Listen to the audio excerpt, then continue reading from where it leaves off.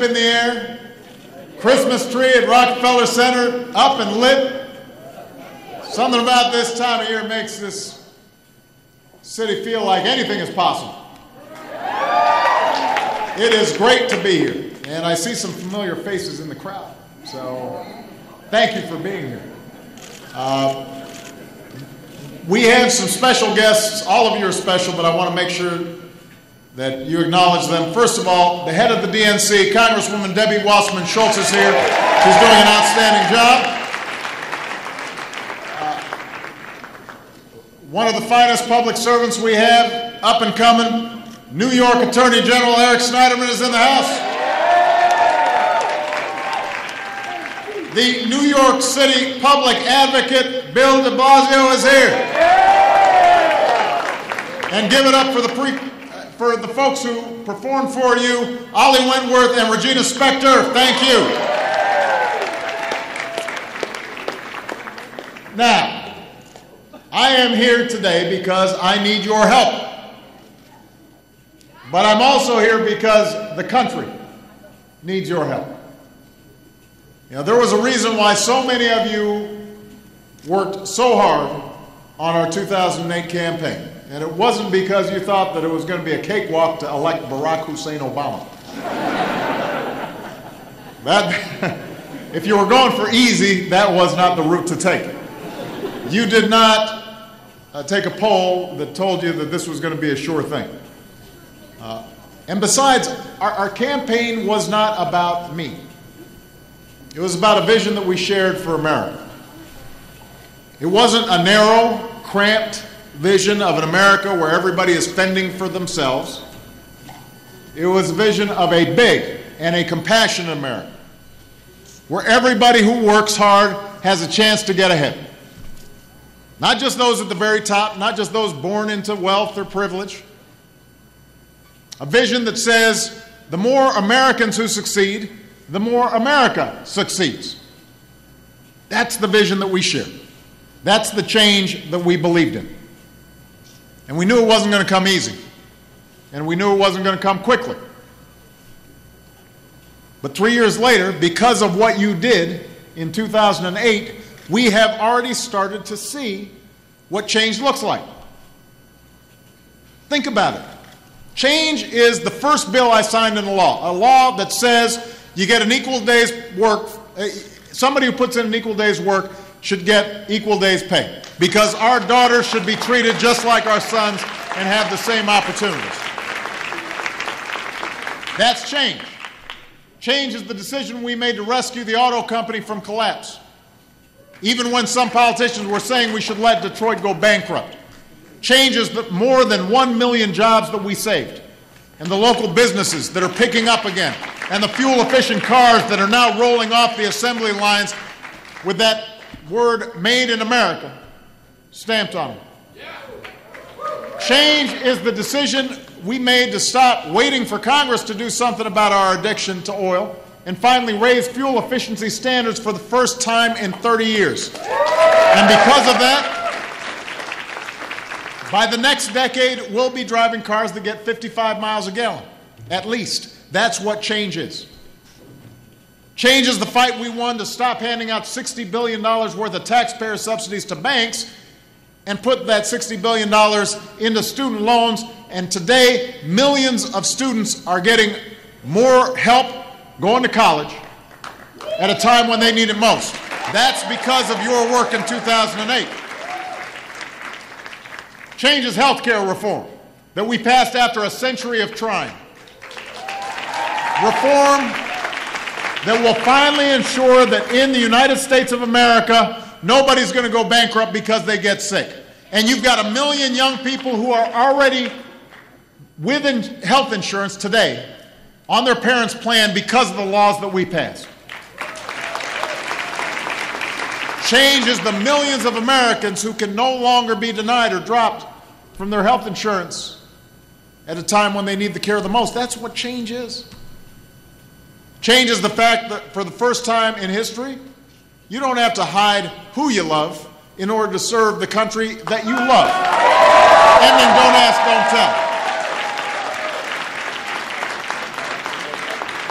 Change is keeping one of the first promises I made in 2008.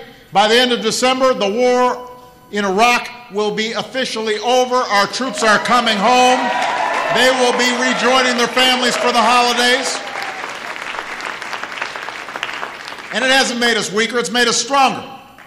We've refocused our efforts on the terrorists who actually carried out 9/11. And thanks to our brave men and women in uniform, Al-Qaeda is weaker than it has ever been, and Osama bin Laden will never walk this earth again. That's because of what you did in 2008. A lot of this wasn't easy. Some of it was risky. It came in the face of tough opposition and powerful lobbyists and special interests who spent millions of dollars to keep things the way they were. There's no secret that the steps we took haven't always been politically popular with the crowd in Washington. But all this progress was made because of you. Because you stood up and made your voices heard. Because you knocked on doors and you made phone calls and sent out emails and you kept up the fight for change long after the election was over. You should be proud of what got done. It should make you hopeful. But it can't make us complacent. Because everything that we fought for during the last election and everything that we still have to do to make sure this country gives a fair shot to everybody is at stake in 2012. Every single thing that we care about is at stake in this next election.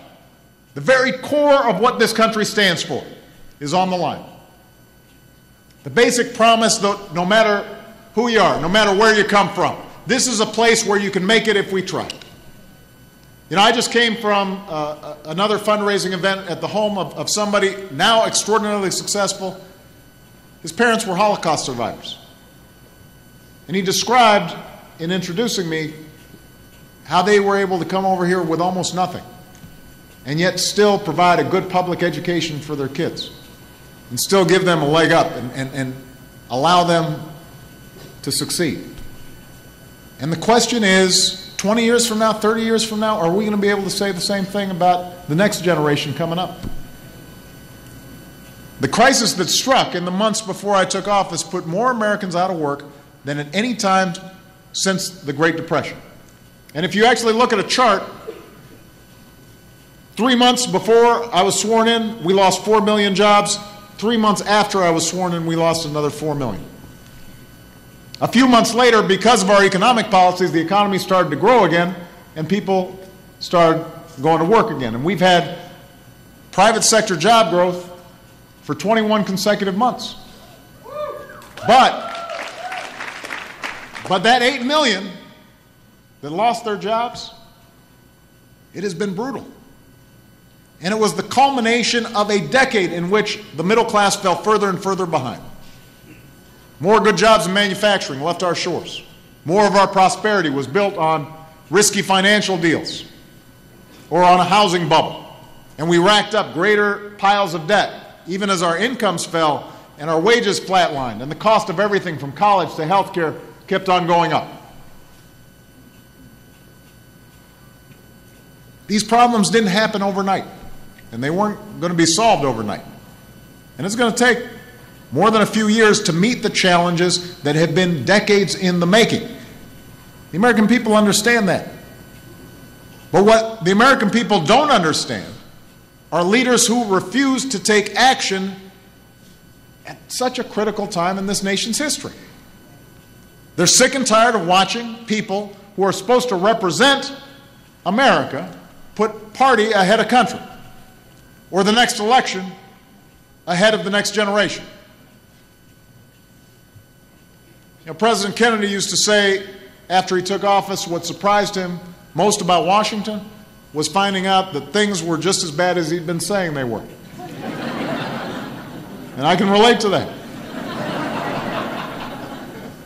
When you've got the top Republican in the Senate saying almost from the get-go that his number one concern, his party's number one priority, wasn't to fix the economy, wasn't to put people back to work, but was to beat the president, then you get a sense that things really aren't on the level. That's how you end up with Republicans in Congress voting against all kinds of jobs proposals that they supported in the past. Tax cuts for workers, tax cuts for small businesses, rebuilding roads and bridges, putting cops and teachers back to work. And they're at it again right now. You know, last year, right around this time, both parties came together to cut payroll taxes for the typical household by $1,000 this year. And that helped boost the economy at a time when it was weak, and it is still weak. So we should be doing the same thing, except the tax cut is set to expire by the end of this month. And if that happens, a typical middle-class family will see a $1,000 tax increase at the worst possible time for the economy and for these families. So what I've said is, let's not just extend that tax cut another year to help folks get back on solid footing. Let's expand it. Let's give the typical working family a $1,500 tax cut. And while we're at it, let's cut taxes for small businesses who are creating jobs in America. Some Republicans used to love these tax cuts until I proposed them. Suddenly they've started lining up against them. A lot of them have sworn, they've taken an oath, we're never going to raise taxes as long as we live. Religion. But now they're voting against this tax cut, and as a consequence, you could potentially see working folks see an extra $1,000 coming out of their paycheck this year. They'll fight with everything they have to protect the tax cuts of the wealthiest Americans, but they've got no problem breaking the oath when it comes to raising taxes on middle-class families, just to score some political points. Now, they may think that's a smart political strategy, although I'm noticing that over the last couple of days, they've been realizing that this may not work out so well for them. It's not a strategy to create jobs. It's not a strategy to help middle-class families who've been working 2 to 3 shifts just to put food on the table. And it's not a strategy to help America succeed. And we've all got a stake in that. If you were able to come to this fundraiser, you've probably got a job and you're doing pretty well, relatively speaking. But you know what? Our success depends on everybody's success. If you've got a business, you need customers.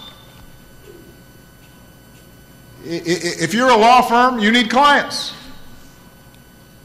If you've got a restaurant, you need somebody who can afford to buy dinner at your restaurant. If you're a parent, then it's not good enough that you can get a good education for your child, because your child's success is going to depend on how well educated every child is in this country. We have a choice in 2012. The question is not whether people are still hurting or whether the economy is growing as fast as it should be. It is not. A lot of folks are still hurting out there.